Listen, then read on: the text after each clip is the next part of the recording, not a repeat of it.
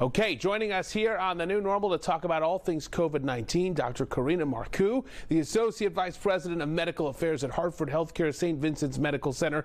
Doctor, good to see you again. Thanks for joining us tonight. Good evening. Good to see you. All right, let's start with the comeback on the Great White Way. Obviously, a whole lot of excitement there tonight. But let me ask you, would you feel safe attending a Broadway show right now? Absolutely.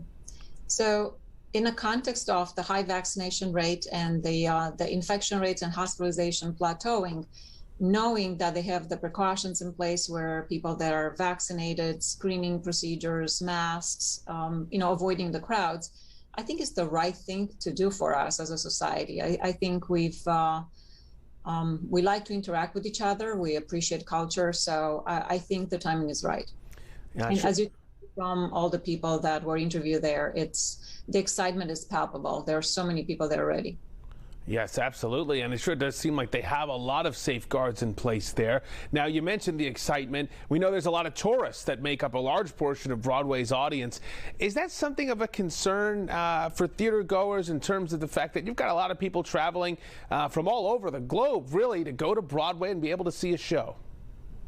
Well, again, as long as they're very strict about the guidelines, if they're vaccinated, they're wearing masks, I'm sure there are going to be some screening at the door.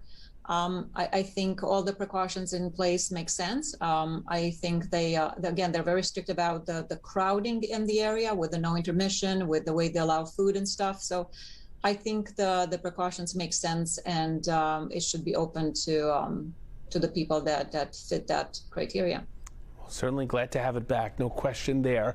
All right, Doctor, let's take a question from one of our viewers now, and it is one that I've heard many people talk about. I'm sure you have as well. This comes to us from Greg, and he asks, if I'm 100% vaccinated with everyone else there, I should not have to wear a mask. If that's the case, why get vaccinated? Doctor, what's your response to that? For the very low likelihood that people that are vaccinated can be infected and they can transmit if they're talking or eating or whatever, I think having the mask is another layer of protection, especially because these events are indoors. These are CDC recommendations. This makes sense, and it's going to make a lot of people comfortable.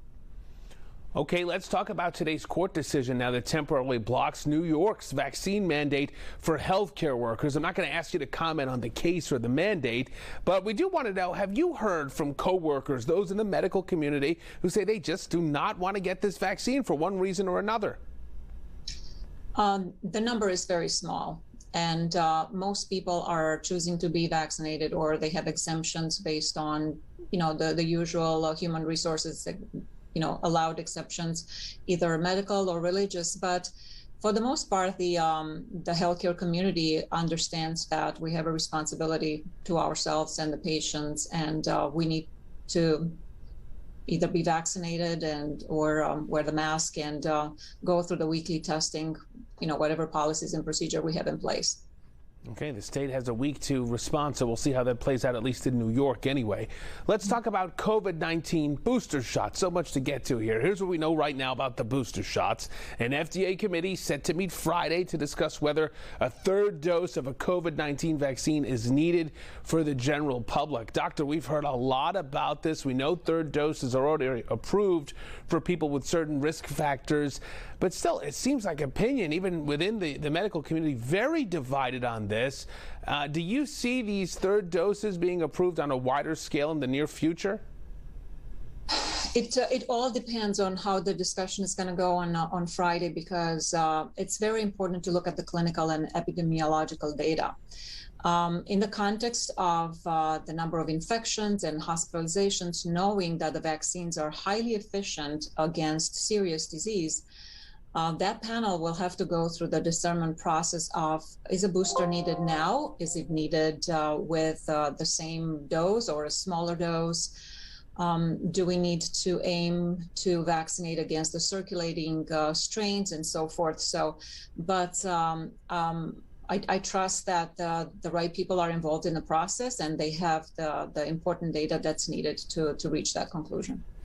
Well, as you know, Doctor, right now we're talking about Pfizer's shot specifically, but Moderna is also seeking approval for a booster down the line. What have you heard from patients? Do they seem eager to get a third shot, or could there be another potential hurdle from folks who say, wait a minute, I did the series, I have the 2 shots, now you're asking me to get a third inside of a year?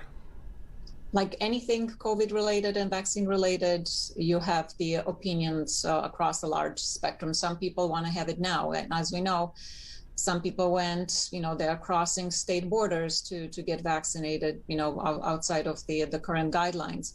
And there are some people that want to wait and see what the official decision is going to be on Friday. There are many decisions that many folks are awaiting. Here's another one for you. We're talking about vaccines. How about first doses for young children? There have been more than 5 million cases of COVID-19 reported in children. Remember, we used to hear, don't worry, at least kids don't get it. Well, that's not the case. And as of now, only those 12 and older can get vaccinated. The head of the CDC, though, has hinted that could be changing in the coming months. So, doctor, we've heard plenty of parents who are very concerned about the idea of getting their children vaccinated, specifically young children. Others say we're ready for that protection for our family. How important do you think this is going to be, vaccinating children, say, ages 5 to 12? I think it's going to be very important for schools, for the after-school activities, for all the things that our kids need to socialize and have to grow up in a normal environment. So all of the major manufacturers are working on vaccines for the kids age 6 months to 12 months. So when those will be fully vetted, I think a lot of parents will start to feel comfortable.